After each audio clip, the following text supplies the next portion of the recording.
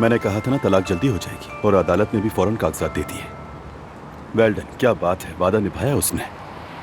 तुम इतने खुश क्यों हो रहे हो? तुम्हें क्या पता कि ओक्साना के साथ लाइफ कैसी गुजरेगी? फजूल बातें मत करो, सब बहुत अच्छा होगा। तुम साशा से मिलने भी नहीं गए? बिल्कुल भी वक्त नहीं मिला, कल जाऊंगा मिलने के लिए। वो डिस्चार्ज हो रहा है आज। तो फिर किसी और दिन सही। बाय द वे, तुम पर एलिमनी का केस करने का सोचा है। ये सब किस लिए?